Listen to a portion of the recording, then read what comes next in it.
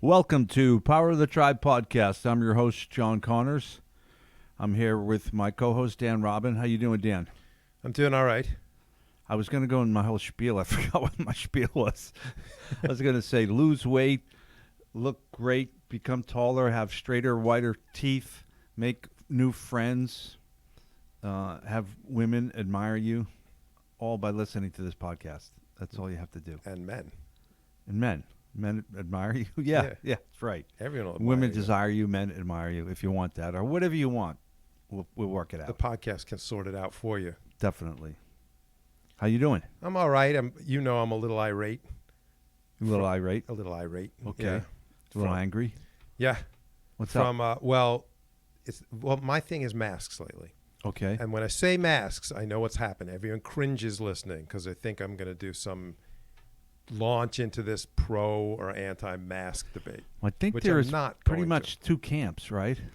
Yeah, but that irritates me in itself. That's Okay. not even what I was going to mention. All but right.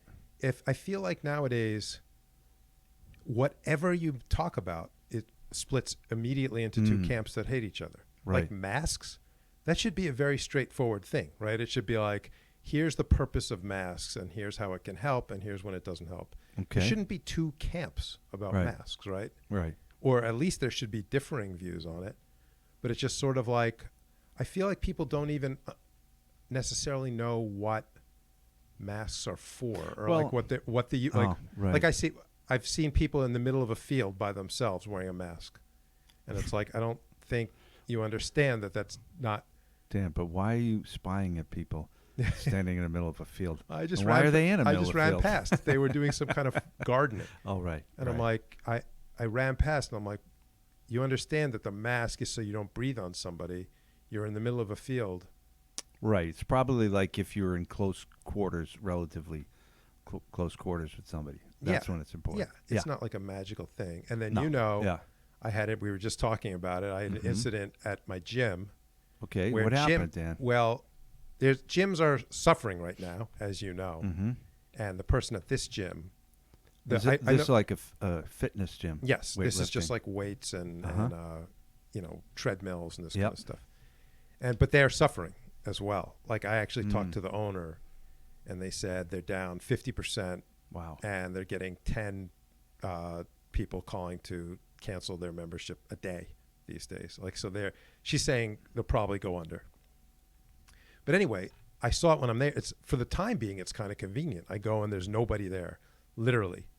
So I went in, and the room where I was lifting weights, there's nobody in the room at all. And there's nobody in the room next to it either. So there's one room with the weights, and there's one room with like treadmills and machines and that kind of stuff. Nobody in either room at all. Mm-hmm. So I'm working out pretty hard. So I take my mask off. There's nobody in the gym. And they told me at the front desk, as long as no one comes near you, she said 14 feet, you can work out without a mask. So I'm doing everything by the book. That's why I wanted to say I'm not like Mr. I won't wear a mask or anything like that. There was if someone came in and like sat near me, I'd put on a mask. There you go. You know what I mean? I'm not fighting a battle against it. You're not making any points. No points, no waves, but I'm alone, literally in the gym, alone.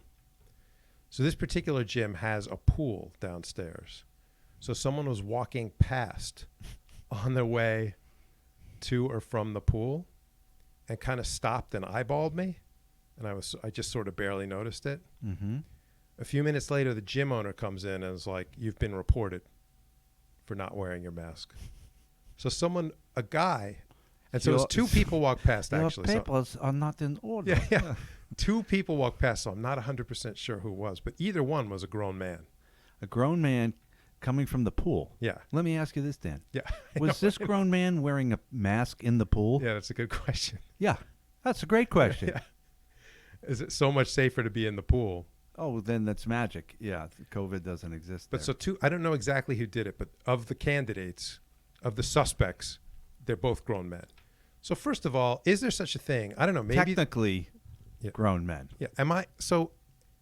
Is there They such have the a thing as the appearance of expression grown of men. like, is there any sort of expression these days? Is this dated like man up or be a man, or does that expression exist anymore? I think it should. I think he gets a lot of heat lately. Because for some someone reason. does, like, he can't walk up to me. Say he had a problem with the mask. He can't walk up and go, hey, why don't you Now, put on your mask? you or notice something these like that? people walking by in the hallway. Yeah. Did they have masks on in the hallway? Yes. They were wearing masks in the hallway. Yes. Interesting. So, Well, I guess devil's advocate. He's like, I don't want to get near that guy spewing toxic. that unmasked Yeah. breath everywhere. He couldn't have said it from 20 feet away. Or Could maybe have he banged thought on he'd the die window or something. Yeah. But I was thinking, like, so I was like, I got reported for that. And again, it's like the person in the field. I'm like, there is no one in the room with me. So again, there's people out there probably listening that are like, wait a minute, I'm a mask guy. Like, I think you should wear them. And I'm like, I can't emphasize enough. I was alone. You're a mask guy. Oh, yeah. Yeah. Like, so Ridiculous. someone's like, I think you're in the wrong. It's like, I can't be breathing on someone when I'm alone. Like, do people understand that? Like, so I was like, that is Well, just you do crazy. have deep breaths, I noticed. Yeah. You do breathe pretty deeply. Well, I do. Well, I do insult myself when I'm lifting the weight. So there's probably a lot of furious. Maybe they heard you insulting. They thought somebody else was in the room. Yeah.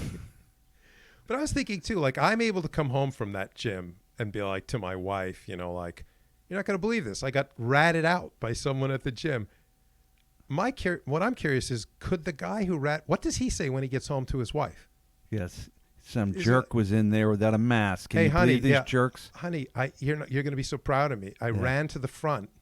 Yeah. There was a guy without a mask. Like, oh, did you say something to him? Like, well, no, I ran to the front. I told the lady. And then I told the lady. When the woman came up and was like, hey, sorry. She was on, I know her, she's like, sorry, but if once he says it, you should put the mask on. And I was like, who said it? Is he here? And it was like, no, he ran out. So he went to the front desk and was like, there's a guy with a mask right back there, and like ran out of the gym to his car. Are you proud of yourself? Like, how do you, I don't know. That is rotten. Yeah. I just feel like it's like, what are you doing? Well, I think there is something about human nature when you report a danger. I think we're programmed to find that rewarding. Like, we think we're gaining status. You're supposed to confront a danger. Is that not more the manly? It's a more manly thing. I mean, I tell you, there's nothing like seeing a Facebook post from somebody with no medical training, or actually no training at all, and never have accomplished anything in life, and say, hey, we're the mask people. Come on, get it. Put a mask on. And they just generally scold Facebook. I think that's so silly. It's so also funny. sometimes you're like, who are you scolding? Yeah. I think that for a lot of Facebook, forget even masks, a lot of times Yeah. it's like, people, we need to, and I'm like, Come on, who are you people. talking to? And who do you think is listening to you? Yeah. You nitwit. And again, so about masks, I'm not anti, like, you know what I mean? If I'm in a crowded place, I'll put on a mask. If someone sat down next to me, I put on the mask. If it's the rule, I put on a mask. I've been putting on a mask for 5 months. In fact, I was late to this podcast because I had to run back and get my mask. I still leave the house without it. I still forget it. Right. But I keep a bunch in my car. yeah, I'm not anti-mask. It's just No, it's silly. And then this idea of everyone splitting, I honestly think it's reached a point probably from social media and whatever else, but anything that's in the news, humanity will split down the middle and hate each other on that topic. Like, if everyone started talking about apples, like, suddenly everyone would be like, there'd be people like, I hate apples, and like going into supermarkets and dumping them on the floor. And there'd be half the people like, I love apples. I eat nothing but apples. They're actually I'm getting cosmetic causing surgery most to look of like global warming, Dan. Did you know tattoo that? of an apple. Yeah. It's like we're like programmed to like split into and hate each other Maybe. on every single topic. Probably. Yeah. Yeah. Well, the media is just shameless now. Everything's a crisis. Yeah. The headlines don't match the stories. I read some shocking headline, then I get into the story, and it's actually not what the headline says. It's so weird they can get away with that. And then, but then the other harm of this is that this hate and anger. So something like masks, right? Like, there's always the people who are like, I'll die before I put on a mask, and the maniacs screaming in Walmart and stuff. But like most people will be like, fine, you want me to wear a mask, I'll wear a mask. But then, like you said, the common alternative is people like, hey, you morons, put on a mask. What's so hard for you to understand? How do I get it through your thick idiot skull? And it makes people automatic. It's like, do do you think you just convinced anyone? Like, you're being nasty. That's a really good point. It's completely not convincing. It actually has the opposite effect. And I have the answer. So why do people do it? And I have the answer. They're not trying to convince anyone. No, it's all a game of status. They Yeah. feel like if they scold the world, they scold into the wind, into the Facebook feed, they somehow feel like they're gaining a little status on somebody. Because if you scold somebody in life, like that guy who ratted you, in his pea brain, reptilian brain, he feels like he just gained a little status on you. Like, told that guy. That rat. Yeah. So we'll see. We'll see if he shows up again. The problem is, like I said, there's two of them. So I was saying I don't want to confront someone and get the wrong guy. You're saying just confront both. I would confront both. Yeah, confront both. I just start giving them both a hairy eyeball look and see what response you get out of that. Yeah, I could just walk up and go, well, you going to rat me out again today? And if they look at me like, what the hell are you talking about? I'll be like, never mind, sorry. I suggest you do that to every person you meet in the gym from now on. Yeah, exactly. Just anyone that could possibly be the person, like, you know, rat me out again today? And if they're like, I don't have any idea who you are. I'd be like, no, my bad. Did I tell you that's actually something like that happened to me way back when I was teaching classes? What was it? Did I tell you the story about a kid tried to break into my office? Oh, yeah. That's a Right? good story. Tell that again, please. So really, I'll try to go quickly. You don't have to go quick. All right. So I wasn't teaching the class this one. I was just like the teaching assistant. Oh, okay. So I was there late at night, graduate school. It's like 9 o'clock. I have an office in the psychology building on campus. Okay. Sketchy looking kid, couple kids come up and they're like, Students. Yep. Yeah. They're like, and actually, now that I think about it, it wasn't even for my class. Mm-hmm. It was like I had an office mate. Okay. And they're like, hey, we have a test tomorrow in Tom's class, who was my office mate. We have a test tomorrow, and we had some questions. And I'm like, well, that's good. I'm not. Glad you didn't wait till the last minute. Yeah, I'm like, it's 10 o'clock, and I'm like, I have nothing to I'm not part of that class. So I wasn't a teaching assistant in this class. I was in a similar class, but I was like, I'm not helping you. I have nothing to do with this. Yeah. So they look kind of sketchy. They talk a while. And look a little shifty. Yeah, shifty, and then they leave. Those were in the days, too. So I printed something, but it printed, like, downstairs. Okay. Like it didn't even. You had a print server. You had Yeah. one printer that served Right. the whole floor or Right. building or something. So I printed something, went downstairs. When I come back, one of the kids is popping the lock out of the office door with a screwdriver. Your office, too. Yeah. And he's got his buddy is a lookout on the far end of the hall. Like not master the direction, criminals, yeah. not the direction I'm coming from. So he's like looking out where no one's coming from. And I would turn the corner and I'm like, hey, you know, like, what, like, you know, you're stunned for a second. Then you're like, hey, and he like sees me and they run away. So I'm like, well, I know who you are, right? I'm like, I know you're in this class. I talked to you for like 5 minutes. You're caught. Yeah. You know, so I go to the next day. I'm like, hey, this kid tried to pop the lock off my office door to steal. I guess later it turned out he was trying to find the test, Mm-hmm. which wasn't in there, but he wanted to steal the test and get the answers. So the next day, the test. A motivated student. Yeah, but it was like he can't escape because I talked to the professor and he's like, just go to the class. He has to either be there or not show up. or not show up, and there'll be 2 people who didn't show up. And so I go to the class, and there's a kid sitting there looking kind of shifty. And I'm like, that's the guy. So I walk up. This is what you'll see what reminded me of it. And I'm like, hey, how do you like, you want to steal a test? You want to pop the lock off the door with a screwdriver or whatever I said? Like, you think you can just break into my office?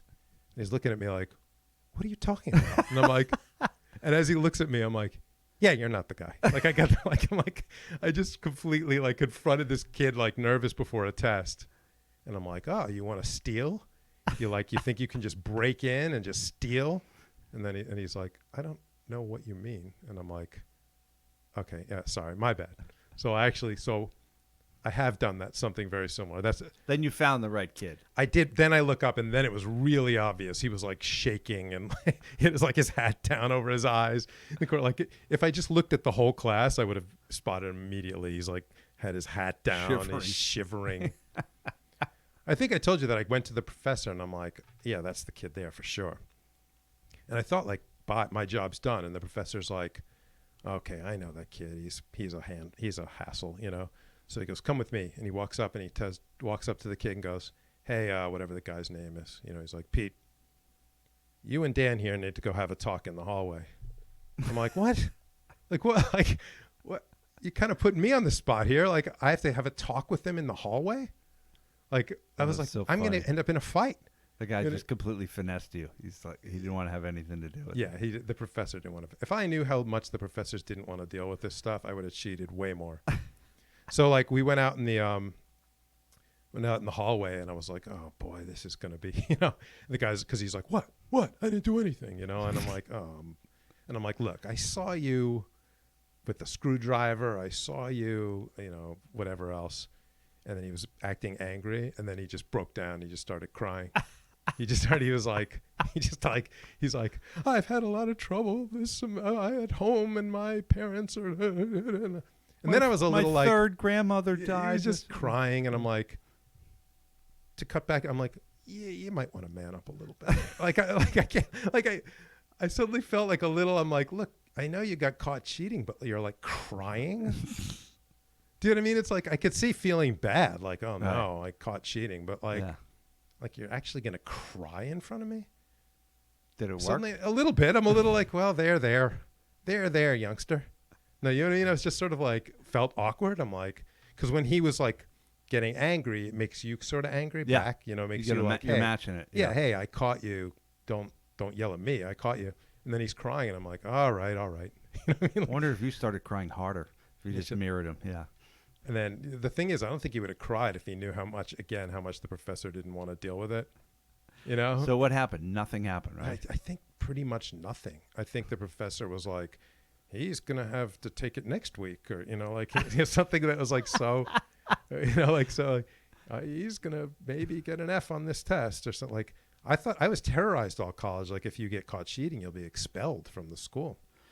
At Harvard, as freshmen, there was, I think, a large group of people, maybe 20 students, that got expelled. No, they had to take a year off, I think, for cheating on computer science homework. But the homework was all the grade. There was no testing.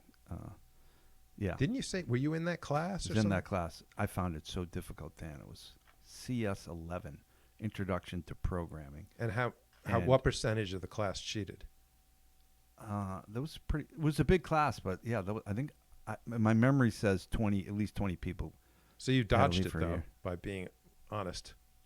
Yeah, I was too stupid to cheat. Yeah, I don't know. I was like actually trying to figure these stupid programs out, spending all night at the computer lab when you didn't even have a computer in your room. You had to reserve time on a computer. Yeah, I remember. That's how old I am. Yeah, I think I got like a C+ or something for a grade. I found it really difficult, but I had no programming experience, and I think it was a little unrealistic to say you didn't need any experience. Right. You know?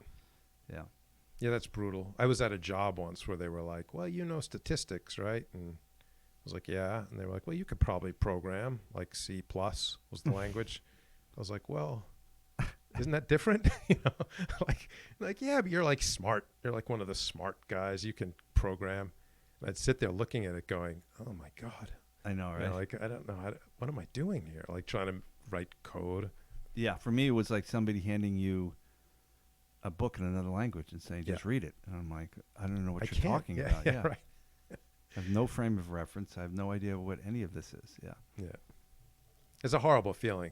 I think everyone's had not everyone, a lot of people have had some version of this where they get to a job and you have that, what they call imposter syndrome, where you feel like an imposter because it's like everyone here thinks I know what's happening and I have no idea what I'm doing or what I'm supposed to do. That's what I used to say coming out of college. You're better off if you're busy at work, because if you come out and you're sitting at your desk, and I used to have these moments like I don't know what to do and I'm brand new at this job, and it's like you just sit there staring at the computer like conspicuously doing nothing. Yeah, what do I do? Like I don't know what to do. Yeah. That's very funny. It's a bad feeling. And then even worse when they're like, well, here's what you do this coding. And you're like, I don't know what this, you're just staring at it going, this is terrible. I don't know what to do. Very funny. Now you get older and you're like, now we're immune to all that because you could just walk up and say, I don't know how to do this, or Yeah. I don't know what this is. Right. Maybe even younger people are more like that today. I don't know. Like we were supposed to be more drones, I think, where it's I like think that you don't dare say you don't know how to do it. I think with Google especially, there's so much information out there. You can almost learn anything on your own, right? Yeah. You could just Google how to program. How do I do this? Yeah. C+, and then you Watch a video. yeah, get started at least, right? Very cool. So Monday morning. So today's August 7th. So this Friday. On Monday, I woke up at peak fatness, Dan. 187.8, I think I was. Maxed out. Oh my God, so disgusted with myself. Horrible. It's all I blame the lockdown and sugary foods. But I see you're a little bit more or completely more on my side of being like, I'm disgusted with myself. Like I said, I think a lot of people out there, weight's a good example where they like to be like this happened to me during quarantine where I'd be like, I'd say something like, I'm just like a fat piece of crap right now. Like, just like, this is terrible. And then there's people around, like my wife will just be like, you should just be proud that you blah, blah, blah, like that you ran at all, or, something like that. Like you should be proud that you whatever. And I'm like, yeah, it doesn't work that way for me. It doesn't, I don't like do that. Like, I'm just glad I'm not 197 pounds. It's like. Do you think, I feel that spouses and girlfriends, they tend to present the counterpoint a lot when guys are annoyed about something at themselves or somebody else. Do you notice that? I've noticed it. Yeah. Like if I would complain about the guy ratting me out, they would say, well, you should wear a mask, don't you think? Right. Maybe that guy was just having a bad day. I'm like, why are you brainstorming to take the other person's it's side? Like a reflex. It's like it's a reflex. Yeah. Was that just reflexive? Like, did you actually even think that, or you just went to the counterpoint? I think it's completely reflexive. Yeah. Maddening. Oh, so here's what I noticed I was doing, Dan. Every day in the afternoon, I'd go to Starbucks and get a coffee, get some cold brew, but then I started getting a banana bread. And this is so devious because it sounds healthy, right? It's bananas and nuts. Probably great for you, right? But I suspect not. Yeah.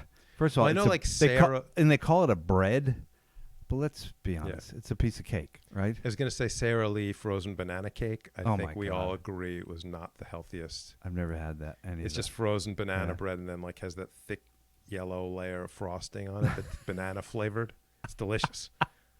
But that must be awesome. Harder to find these days, but and then I noticed that, well, I'm not a big calorie counter. I don't count calories, but what would you think a Starbucks slice of banana bread no calories? Because I say assume it's a lot. 407, which is like, 1/4 of your daily intake of calories in one piece of banana bread. And never mind all the sugar and preservatives and all that stuff that's in there. So I stopped having the banana bread Monday. I got to peak fatness, disgusted myself, no more banana bread. And just the banana bread, just taking that out helped? Yeah, I'm down 5.5 pounds. Yeah. So weird, right? But I also made sure I didn't have any. I was also having a little bit of ice cream now and again. So for me, it's all sugar. The sugar just crushes me, Yeah. Me having just had an entire pint of Ben & Jerry's an hour ago. Yeah. You did? Yeah. What kind? It's like the Tonight Dough or something like that. Like it has Jimmy Fallon on it, and it says like it's like Tonight. Huh. They do like the I can't remember. Huh. It's delicious.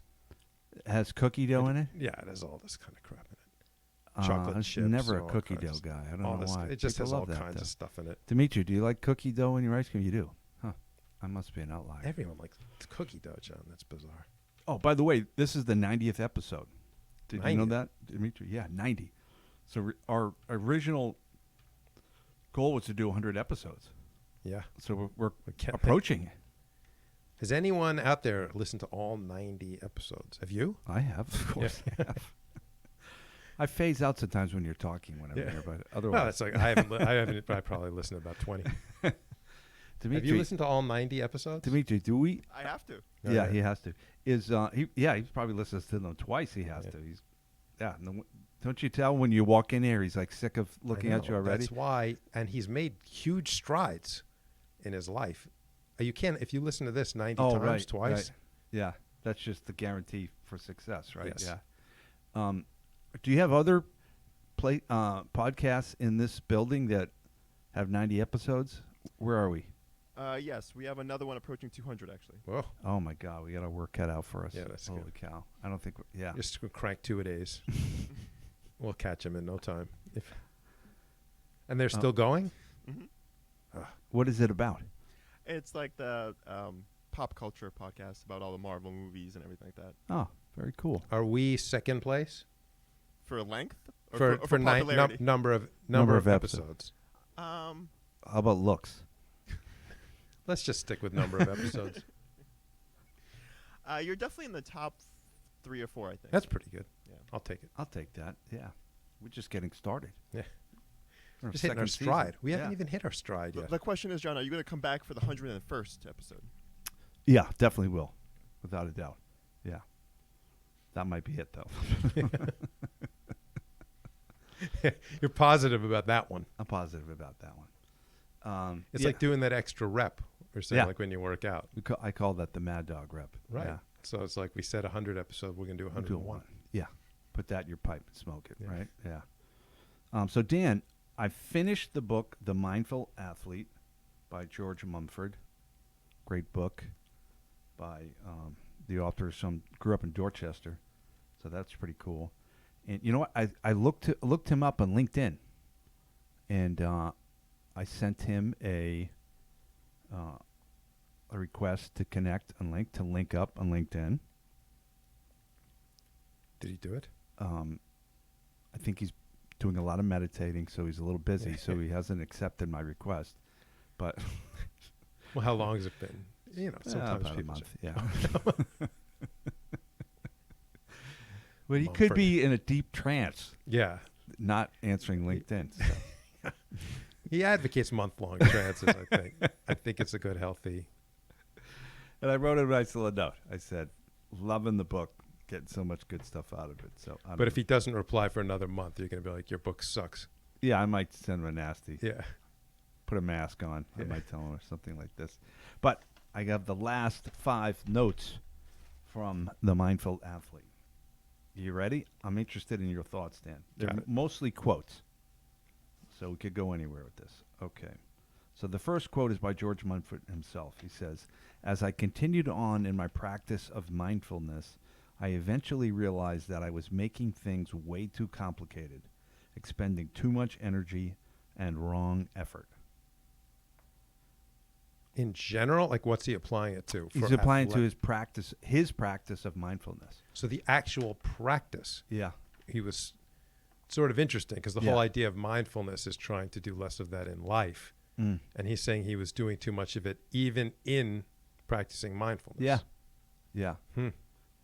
And he uses the term wrong effort in particular because I think there's a term right effort in Buddhism that he was sort of Do speaking you know about. what he claims he was doing that was too much effort or too? He didn't elaborate, but I think it's an interesting concept. Like, I obviously see it in jiu-jitsu where when you make things too complicated and you're applying too much effort, you're not doing your best jiu-jitsu, Right. So it certainly applies to that.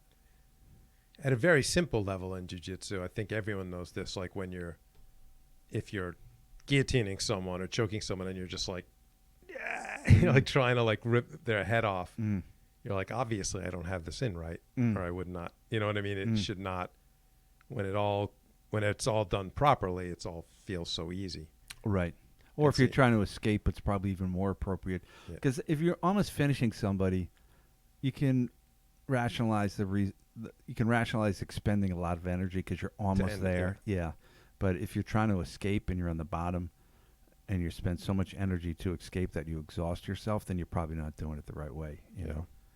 Because now you're exhausted and you're sort of escaped. So you're just going to get dominated anyways, Right. And from my perspective, going against people that are much better than me, like you don't escape from me by like thrashing and tossing me off. You know what I mean? Oh, You're not right. like thrashing around and Oh, right. brutalizing me.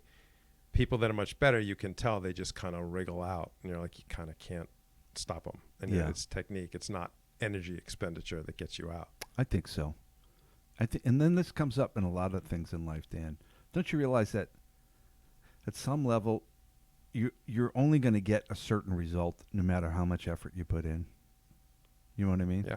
Like if you want to be really healthy, there's a right amount of effort to put into your exercise and fitness.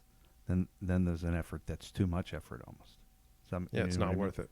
Yeah. It's not worth it, and you might have greater risk for injury. And yeah, it's just not worth it, right?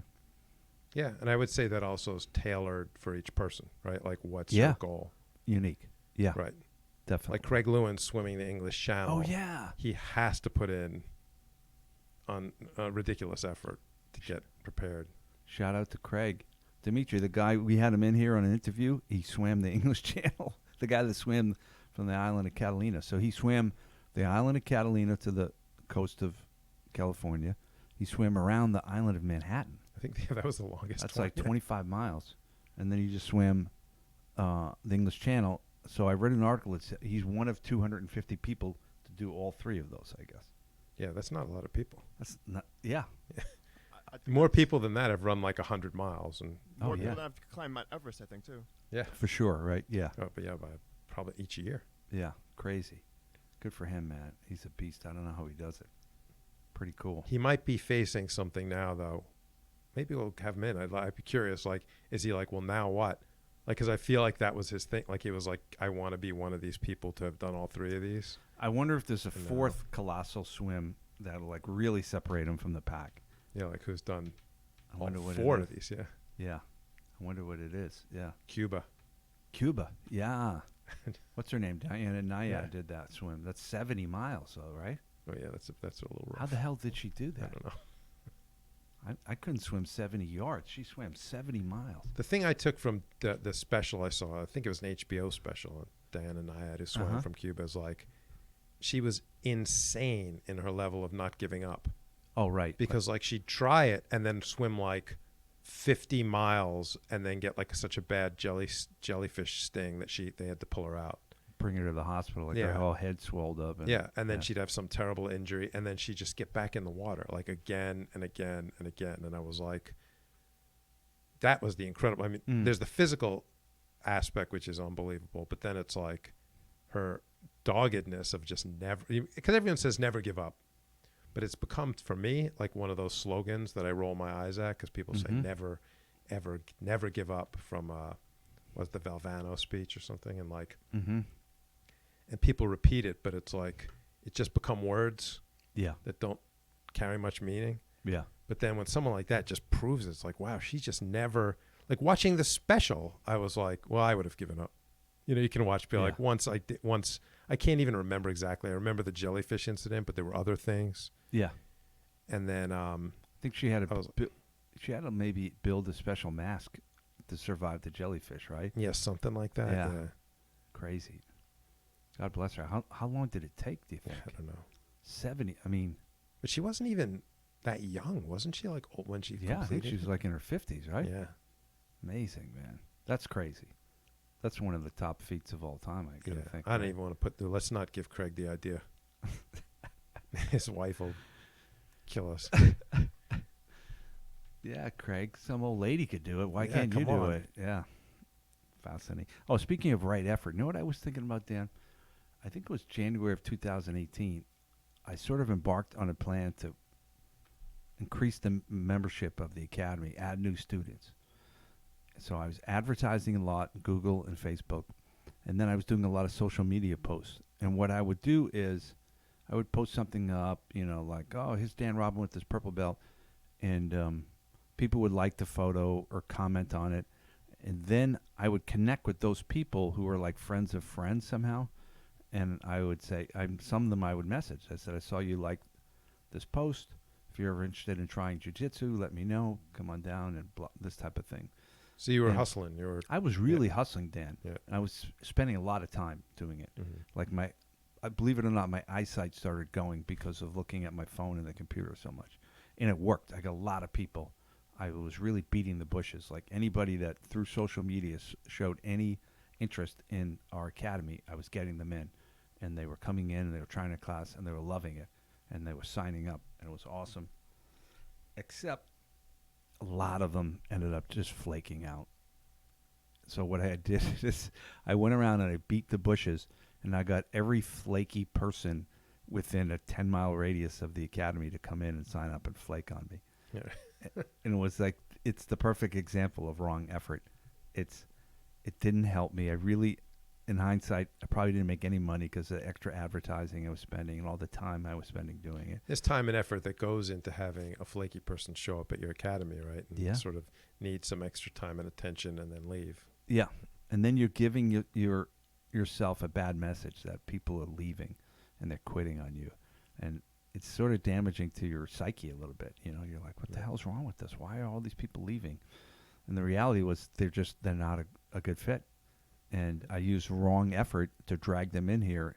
And like I could get them excited and motivated enough to do a little bit, but it wasn't sustainable. They Right. couldn't- It's almost, or it's as if, or it just is, that the screening process of being motivated enough to walk up to a jiu-jitsu or MMA gym, Right. you need the people that'll even have a shot at staying are the ones that can get over that hurdle and Yeah. get themselves to walk through the door.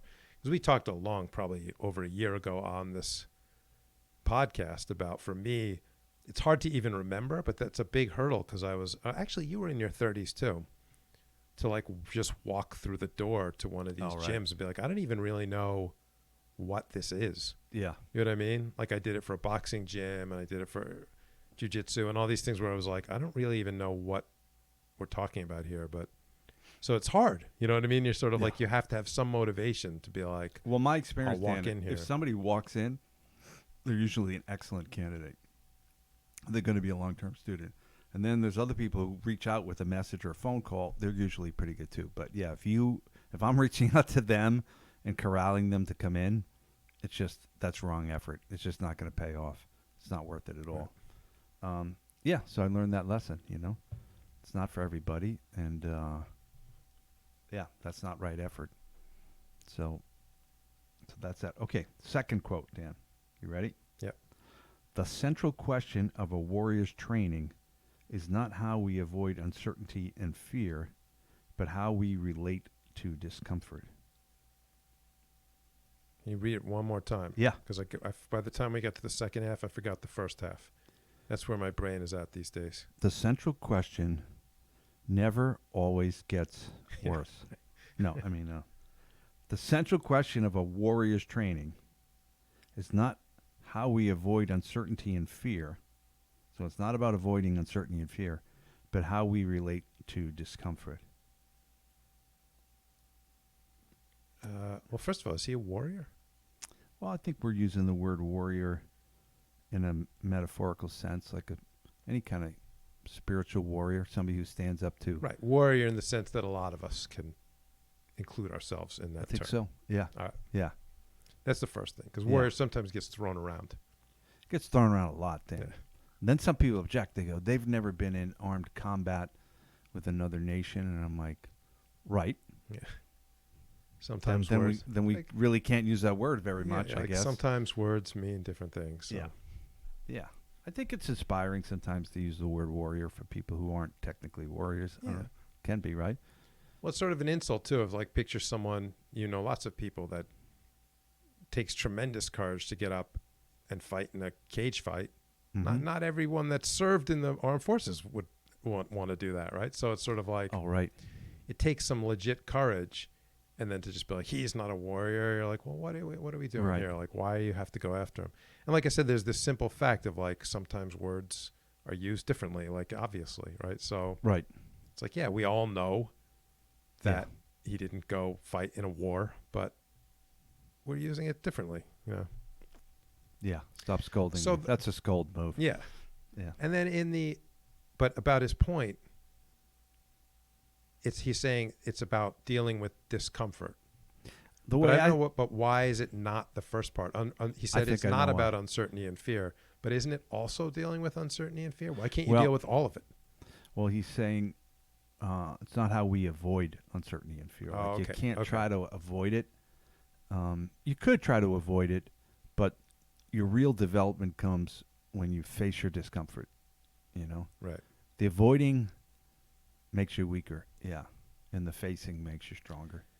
I think I don't know if I've said this before, but one of the big things I learned getting involved with the sport and even following it is I think growing up there was a different sort of vibe. Correct me if I'm wrong, but you had boxers were the ones who were getting in the arena and fighting when we were growing up. Yeah.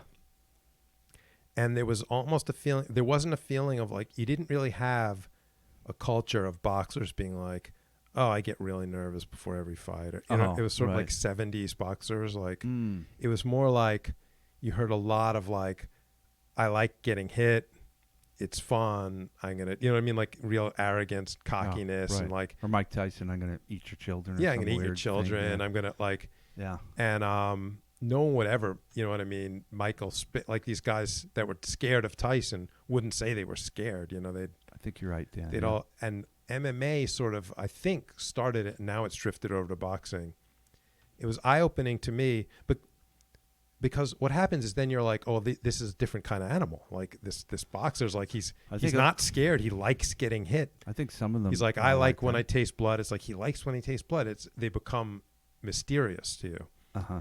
And then with MMA fighters, the best of all time, like George St. Pierre would be like, I'm so nervous before every fight. Right. I can't sleep. I throw up. You know, and to me, actually, where I came around to was like, wait, this is actually way more impressive, because if you're someone that, you know, you're an alien creature. You like fighting. You like getting hit. You're not scared. It's like, well, it's not even how is that brave for you to get in the ring? Like it doesn't. You enjoy it. A little bit like that Alex Honnold, where he doesn't get nervous at all, so it's easier for him to rock climb. Yeah, it's like I don't even feel it. Yeah. And then what I realized for the MMA fighters, I'm like, that's really impressive. And people we know where I'm like, wait, you're just like me. Like you're scared and you're doing it. Like, do you know what I mean? You're overcoming it. Yeah. Like, that's the really impressive thing to be like. I think so, yeah. It's easy to be like, well, you don't even mind it. And like sort of dismiss it as like, well, you don't even care. Yeah. But it's like, no, they care. Or even getting, like, I've felt like growing up, you'd hear, like, I like it. I don't wake up till the first punch in the face. And only later when I got involved with the sport, and again, boxing's kind of there now too, we hear people that are like, no, I don't like getting punched in the face any more than you do. But I'm doing it. Like I'm being, you know, and then you're like, well, that's real bravery. That's really overcoming discomfort. Like that's really impressive. Like you're the same as everyone else walking around and you're overcoming it. You're not some alien creature that doesn't mind any of this. Do you see what I'm saying? I totally do. I would only define it further by saying people have different nervous systems. So there's sort of a spectrum of ability to deal with levels of discomfort, and it probably changes. Like one guy might be afraid of rock climbing, but he's not afraid of fighting. You know, there's a lot of variation in there. Right. And there's the awareness of like who's watching you kind of feeling. Like I've always said, I'm sort of jealous of the people who don't seem to notice. Like they just don't care who's. Well, Dan, I think that's the biggest thing. I think the fear of losing status. Yeah. I think that goes back to the selfish gene, and I've been trying to work on that myself. I keep asking myself, what if I had no fear of losing status? What would I do differently? How would I behave? You know what I mean? Right. And for me, that's the closest thing towards sort of a spiritual practice. Like I'm not afraid of losing status. And the reality is, in this world today, losing a little status, it doesn't really going to affect my life, right? I'm going to have plenty of food. I'm not going to lose my house. You know, everything's going to be fine. But we still have we're sort of programmed to fear losing status. So I've been working on that, and I've been using, I don't know if I told you this already, my jiu-jitsu practice, especially lately, I try to view it as a spiritual practice. Like I'm going to come to the academy, and I'm going to try not to be afraid of losing status. And I would lose status by rolling with somebody and them getting the better of me, tapping me, passing my guard. And, I'm the black belt. I'm not supposed to allow that to happen. So I'm trying to embrace the discomfort of all of that, but not finesse it, not like not put in a good effort. I still want to like put in a good effort with the best people and let the results happen. But it's all in pursuit of developing myself. So that's what I've been doing that's why this quote resonated with me. This idea of we can't avoid uncertainty and fear, and we don't want to because that's what sharpens us, Right. and how we deal with that discomfort. Here's another funny thing. I think you might think this is funny. So I'm like, I got to stop eating that goddamn banana bread because these foods are supernatural foods. So I've heard that Dr. Doug Lisle described them. Like they didn't exist back in the Stone Age time.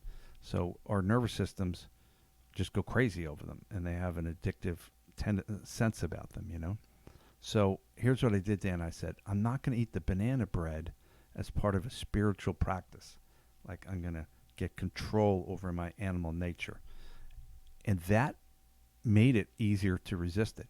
Because then it was like your motivation. Yeah, because then it was meaningful. It's like not eating that banana bread is now meaningful.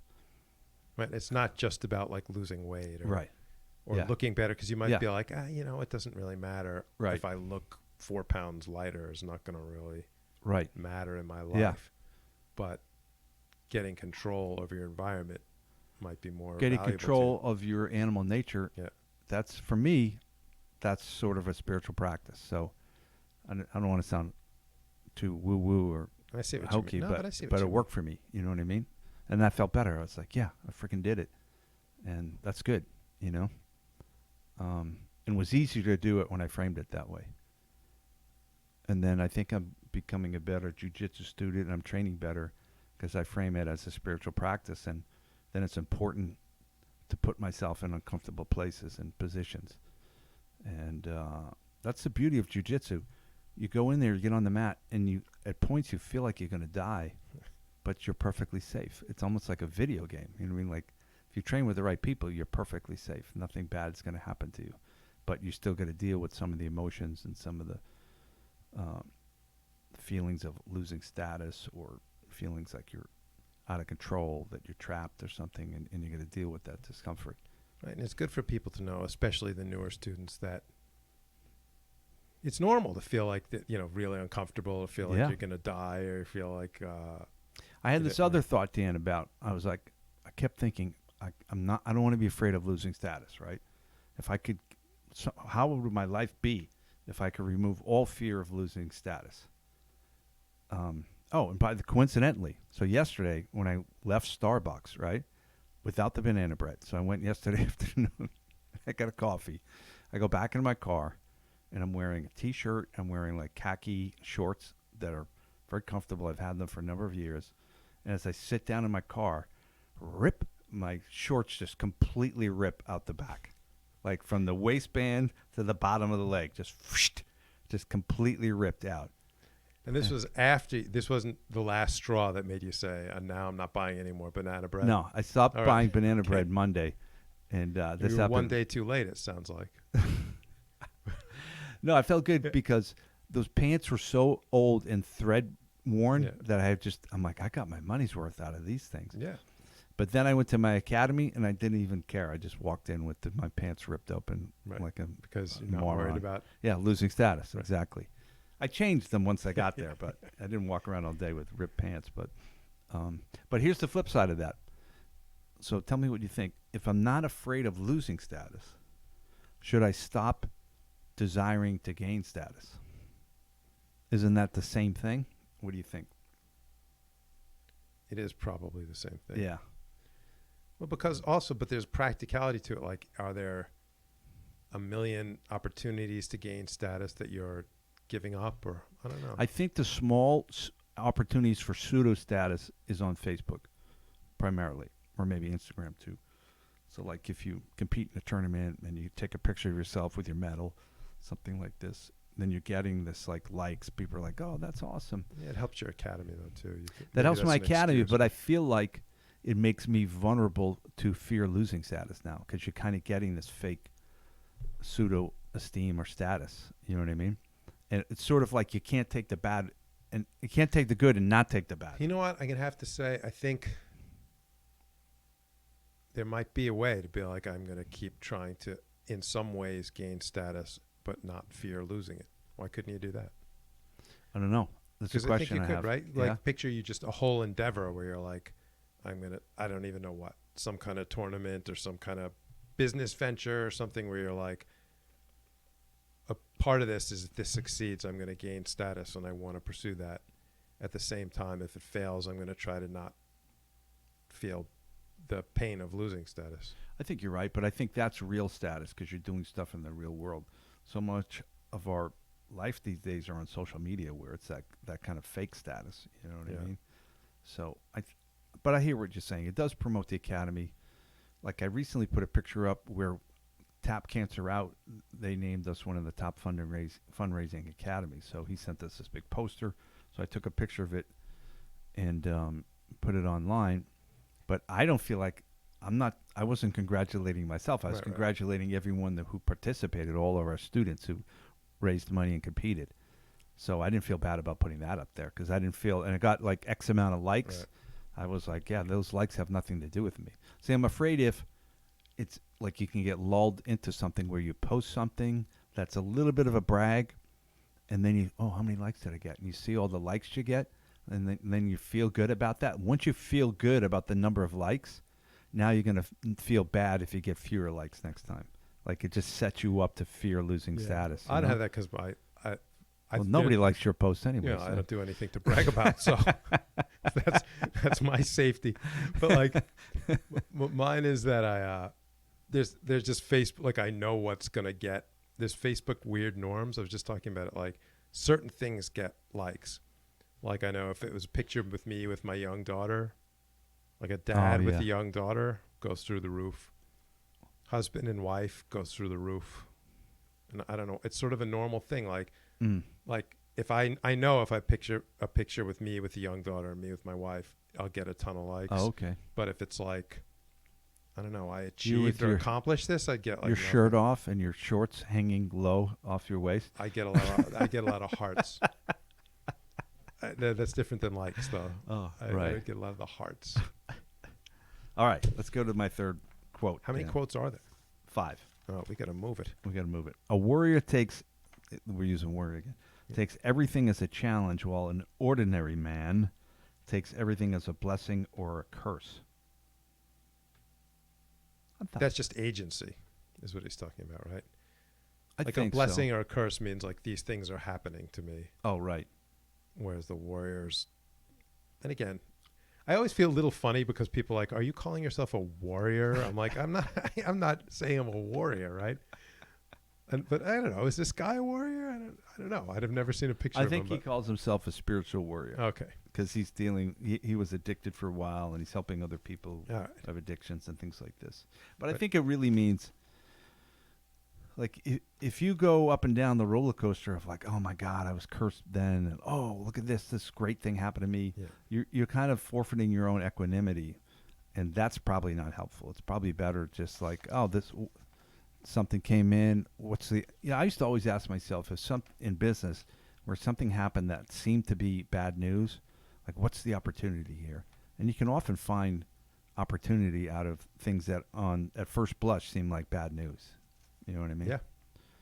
Okay, we're picking it up the pace here. Shaun White, you know that guy? Snowboarder? The snowboarder, the red-haired guy. Right. Seems to be very successful. He did like some 1260 or something. I don't even know what that means. But he was talking about being in the zone. And he said, it's a mixture, I think you're going to like this one, of being completely focused, then slightly not caring.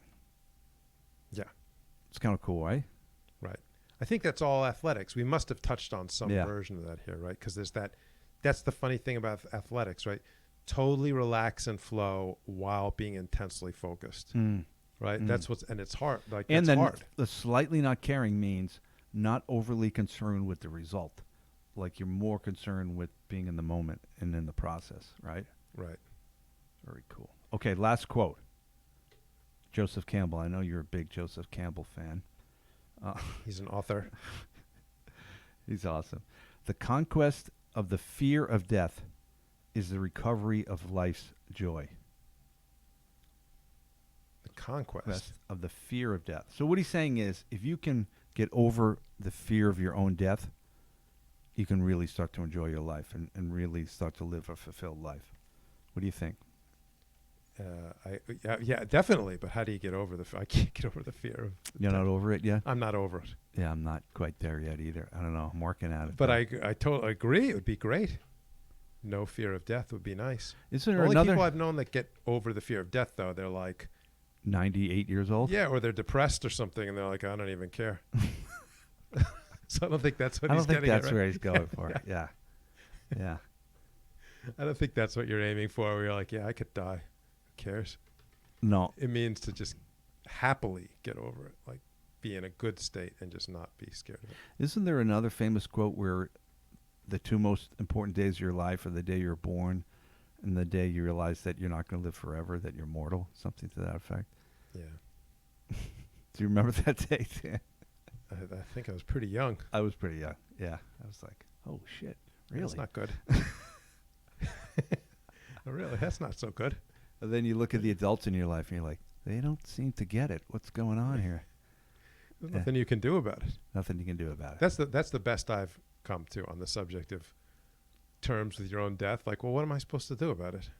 So, Right. I think just try to be relatively healthy and enjoy your life. Yeah. And we'll see what the hell happens, right? Yeah. I think that's a great way to end this, man. Thanks, everybody, for listening. And please subscribe to my YouTube channel. Subscribe to the podcast. I think John Burke commented on the last one. Thank you, John. He's one Thanks, of our John. super fans. And we'll see you all next week.